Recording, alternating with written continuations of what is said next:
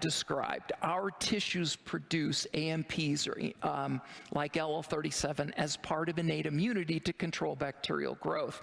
However, if a foreign object is placed in or on us, it won't have an innate immune defense. That is, it doesn't make AMPs. Medical care often involves placing foreign objects in or on a patient. For example, with major surgery, if a patient is incapacitated, they may be placed on a ventilator, which assists and regulates breathing. The ventilator machine is attached to a tube called an endotracheal tube that extends from outside the patient's mouth into the patient's trachea. As soon as this tube is placed in the patient, bacteria begin to grow on the tube.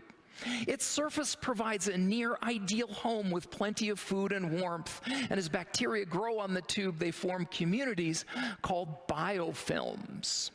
And biofilm communities grow and expand, and portions are sloughed off to lead to infection elsewhere, including the lungs.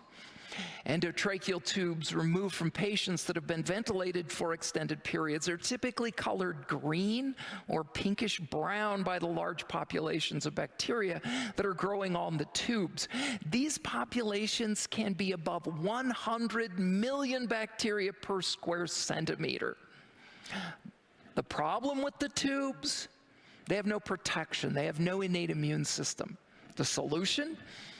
Give them an innate immune system as protection. What is the best approach? Use a serogenin on endotracheal tubes as an artificial innate immune system. So, we put a serogenin in a very thin coating on endotracheal tubes to give them their very own innate immune system.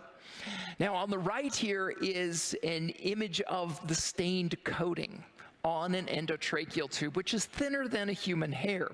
And this protects the tube for days.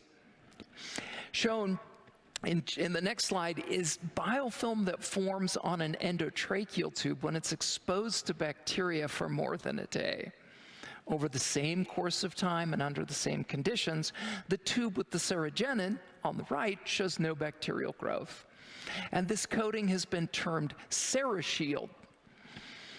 To be able to use CeraShield endotracheal tubes in people, they first had to be evaluated in animals.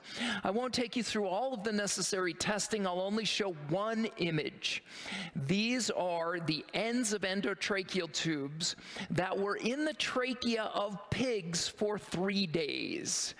One of these is from a normal uncoated endotracheal tube. The other is from a CeraShield endotracheal tube. Can you see a difference?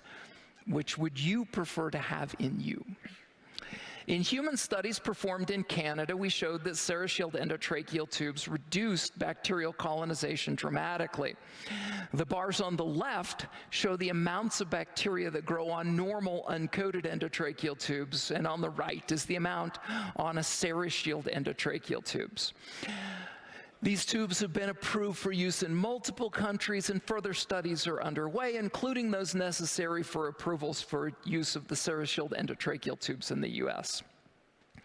And that's